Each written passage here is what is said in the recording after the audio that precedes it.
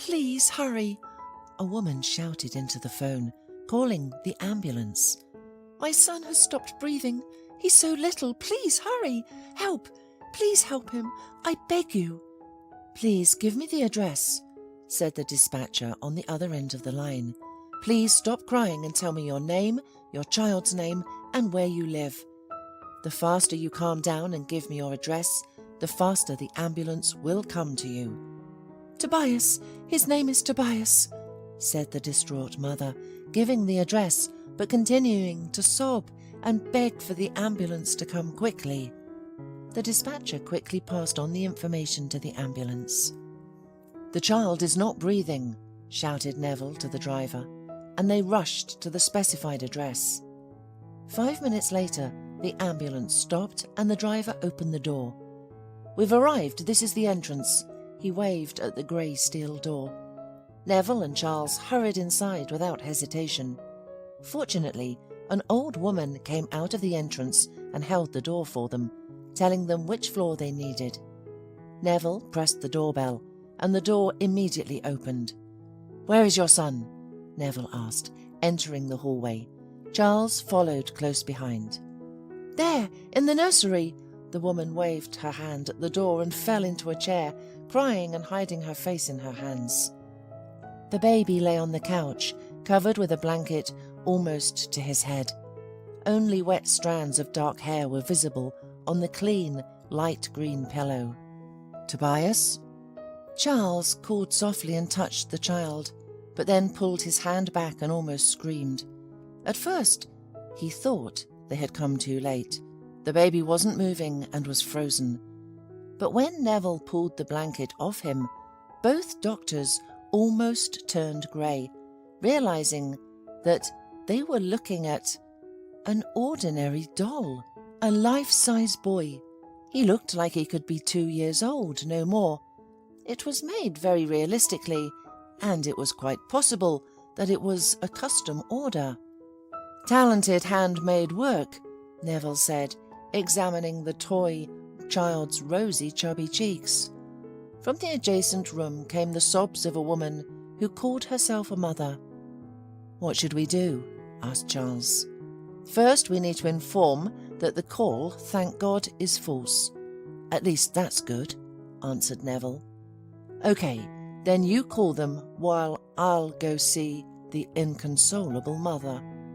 "Charles, be careful there. You never know what's on her mind," warned Neville. "Oh, Neville, come on, she's so young. 25 years old at most, or thereabouts," replied Charles, and went out to the crying woman. Meanwhile, the grieving mother got up from her chair and rushed to him. "How's my baby? Is he alive?" "Calm down. He's not in danger.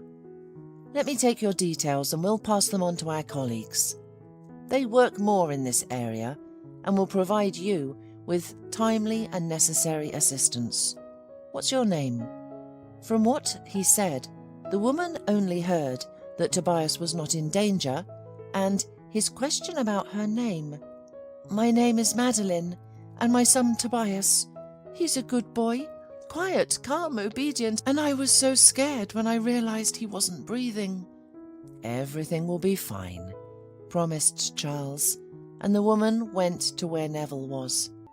She hugged the doll and suddenly looked at Neville in surprise, then turned her gaze to Tobias. "My son is a doll?" she asked incredulously. "Where is my son? Where did you take him?" "There was a doll on the bed, not a boy." "Where did you buy it?" asked Neville. "Where did I buy?" She repeated the question, and her face suddenly distorted with a grimace of pain. "Yes, I bought him. I forgot. I thought he looked like my missing son." The woman covered her face with her hands and burst into bitter tears. "Okay," said Neville. "Now, you are speaking about your missing son. Okay, we understand, Madeline. You need to come with us. We'll help you. Where's your passport?" Madeline obediently complied with the doctors and did everything they asked. She no longer cried, and only tears quietly rolled down her cheeks leaving 2 wet trails. Neville and Charles returned to the car. Listening to their conversation, the driver turned out on the yard and headed for the hospital. Realizing what had happened, he shook his head. Poor woman. She must have wanted a baby so badly. That's why she couldn't handle the suffering. But maybe she never had children, said Neville, sighing. I also doubt that someone stole her son, said Charles. Who would do that and why? She's not rich and can hardly pay a good ransom. She lives in a poor environment. In general, something's not right here. What difference does it make? Said the driver. She wants children. Not like some people. My daughter grew up when I didn't even notice. She's already married for the 2nd time. I told her, when are you going to give me and your mother grandchildren? But she just waves it off. We, she says, want to live for ourselves. Rest, see the world, and maybe we're child-free. Have you heard of such a thing? The word itself is so disgusting. Child-free. Ugh, it's even hard to say. People have gone crazy. They're tired, they want to relax. And it's not just my Holly. There are many childless families now just because women don't want to give birth. Oh my God, where is the world going? And your patient is great. She's a real mother, or will be her. Under driver's grumbling, Neville and Charles arrived at the hospital, but they were immediately sent to a new call. Someone had an accident on the road. The duty was generally difficult, but the unhappy weeping woman, holding a doll close to her, could not get out of Neville's head. Charles was clearly upset. Listen, what do you think will happen to her? He asked his partner. With Madeline? Asked Neville, although he immediately understood who Charles was talking about. Well, as if you don't know, they'll take some tests, sedate her, check her brain for inflammations and tumours, refer her to a psychotherapist. And then, either they'll release her or close her up for a long time. Listen, let's not talk about it. It's already very heavy on the soul. Okay, Charles nodded and fell silent too, but Neville unexpectedly interrupted the silence. We need to visit her. She's clearly a newcomer here, living without relatives. Maybe she needs something. What can we bring to her? We'll find out. Charles was somehow delighted. Let's go tomorrow and find out everything. But you know, I was distressed today when I went to see her so-called son. I've been working for the ambulance for almost 15 years. My sons are already grown up. But I can't get used to children's emergency calls. Every time I worry like it's the first time, and my heart jumps out of my chest when I see a suffering child. I'm the same way, Neville nodded. I guess it's our speciality as doctors. Do you know Dr. Anthony Breen, the orthopedic surgeon from our hospital? Charles asked after a pause. I don't know him personally, but I know there's such a person. Yeah, him. Neville continued his story. We've been friends for a long time. So, he's been working in the hospital for so many years, and then he calls me in the middle of the night asking me to come over because his son is sick. The boy was only 2 years old. Such a good boy. I was scared. I thought it was something serious, if Anthony couldn't handle it himself. But thank God, the boy just had a common cold. But Anthony got scared. He was standing there pale, and I said to him, "Why are you so nervous? Haven't you seen a cold before? Or is it your first year of practice?" And he replied, "I don't know. As soon as I noticed that my boy was hot and wheezing, my legs gave out. He's just a child. He's so little." Wait, where's the child's mother? Charles asked. Well, it's a complicated story. His wife left him, went to the capital with some guy she met. You probably know her. Claudia? Such a beautiful redhead. Worked in the emergency department. Was she really his wife? Charles raised his eyebrows in surprise. Yes, Neville nodded. Charles thought for a moment. He remembered Claudia very well, especially since, like everyone else, he was fascinated by her provocative beauty. Actually, he wasn't just fascinated. Once they were on duty together, and Claudia, who always accepted male attention with a benevolent smile, easily gave in to Charles. He didn't know what came over him, some kind of madness. They went to an empty utility room, but they never did it, as someone called Claudia and she had to leave. Later, she and Charles saw each other more than once, but they didn't try to get closer to each other again. They just smiled at each other in a special way, and then she quit. Charles didn't ask what had happened to her. He was already having an affair with his current wife, Hope, and flirting with Claudia had remained in the past forever. And if Neville hadn't reminded him of now, Charles would hardly have thought of Claudia himself. He remained silent for a little longer, then suddenly stirred. "Wait, did you say Anthony and Claudia have a son? But how could she abandon him?" "She didn't abandon the child," Neville explained, shrugging. "It's not hers. They didn't have any children. I'm telling you, it's a murky story. After the divorce, Anthony was upset for a long time and even started drinking. He was fired from the hospital for being absent.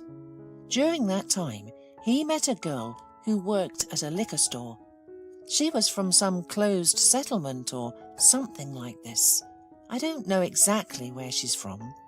At first, she sold alcohol to him, but when he started coming for bottles non-stop, she suddenly stopped. She started shaming him, telling him he was sinking to the bottom. At first he was angry, but then he started listening to her.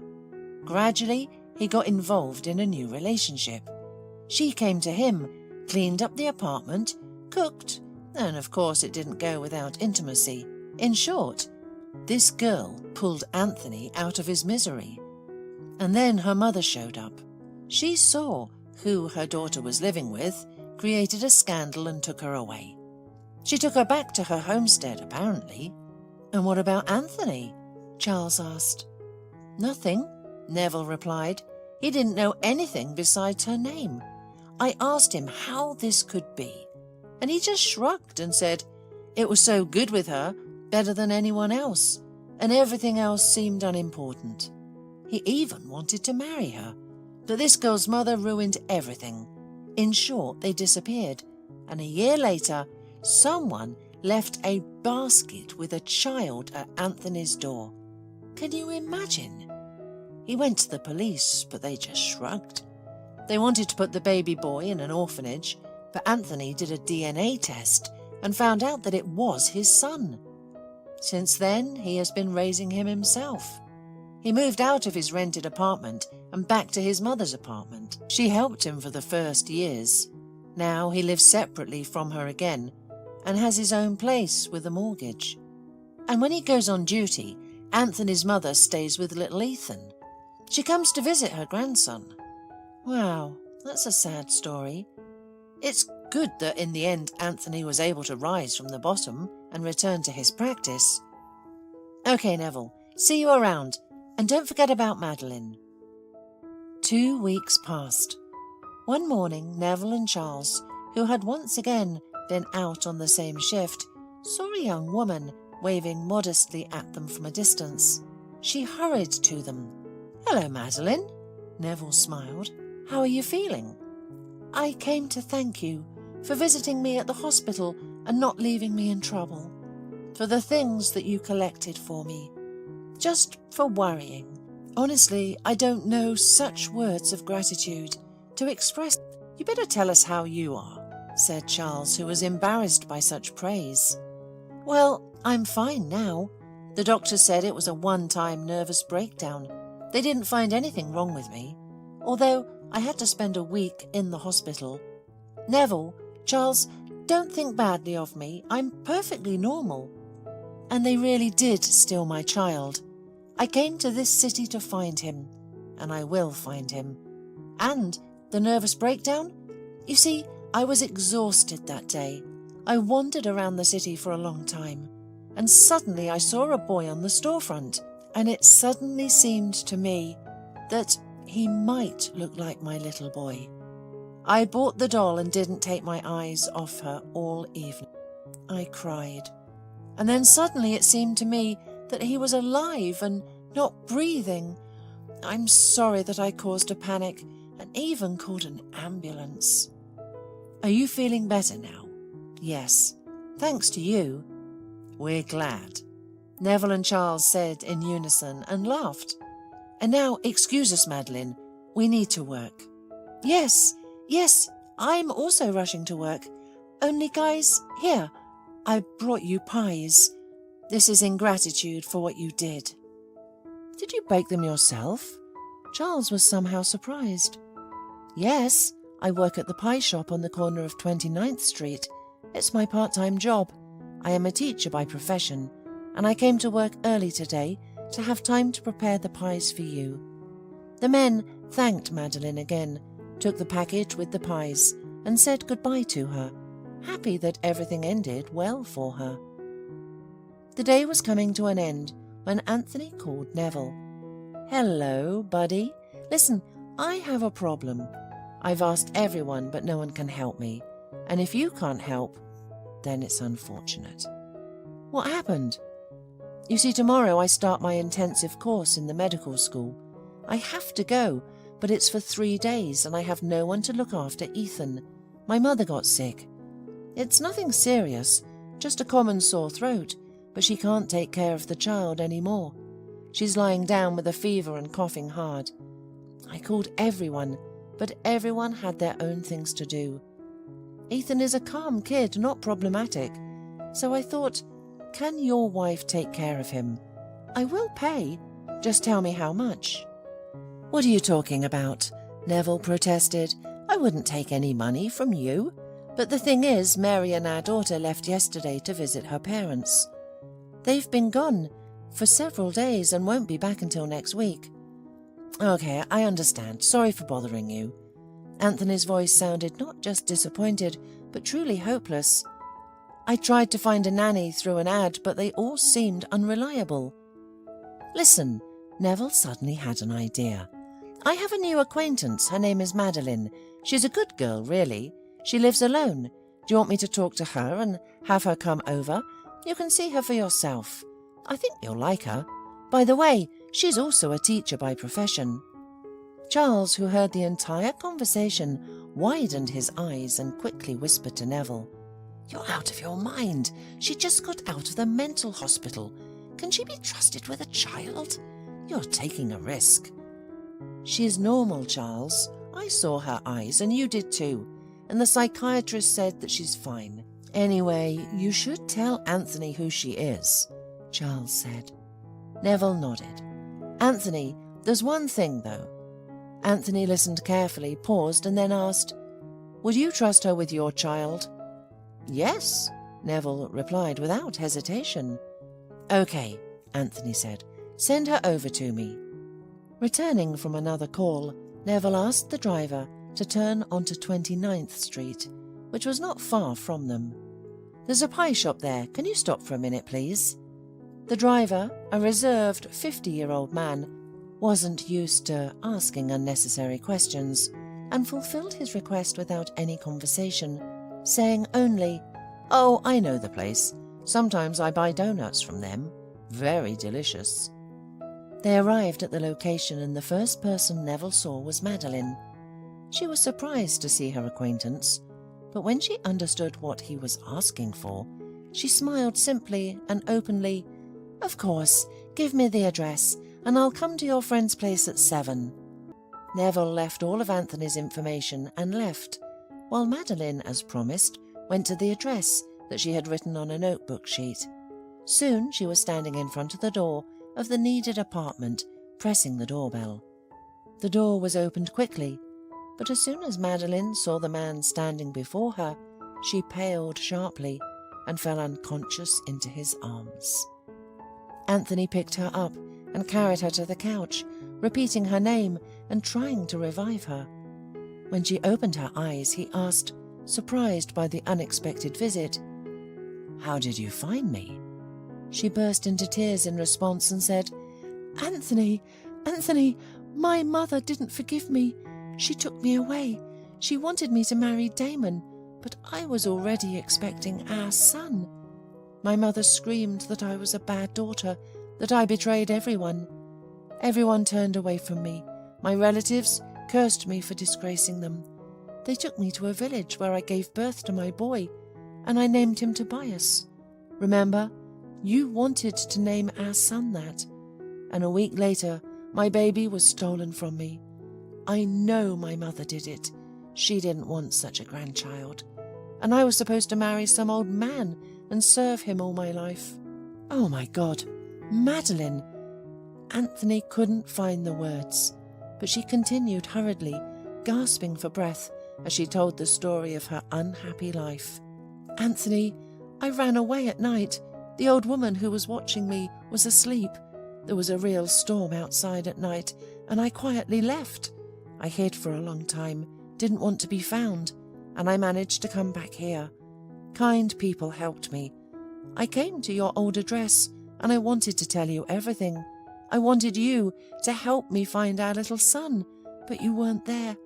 But Tobias is alive. I know it. I feel it. Anthony stood up and lifted Madeline, then led her to the room where little Ethan was sleeping. "This is him," Madeline exclaimed, reaching out to the child. "My Tobias!" "Ethan," Anthony corrected her. "His name is Ethan. He was left at my door. This is our son. I have proof and documents." Madeline touched her son with gentle movements, but her hands shook and tears streamed down her face. "My little son, how long I've been looking for." Anthony hugged her and held her close. "Stop crying, Madeline, my good girl.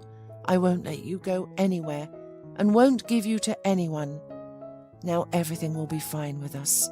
Let Ethan sleep a little longer and we'll go to the kitchen, have some tea and talk. We have so much more to tell each other."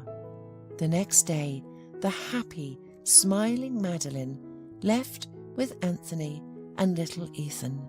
While Anthony worked, Madeline took care of their son, and then they walked around the city together, rested and enjoyed the happiness that had so unexpectedly returned to them. Anthony didn't forget to call Neville to thank him for everything and tell the amazing story of his love. "Anthony, I'm so happy for you," Neville said. "Your Madeline immediately seemed to me an unusual woman. Beautiful, kind, but very unhappy. Let everything be good for you. I sincerely wish you that. As soon as we return to the city, we'll immediately get married," Anthony promised, "and we will invite you and Charles to our wedding. Will you come?" "We will definitely come."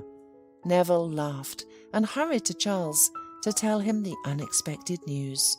So kind and happy, and therefore very rare in our time.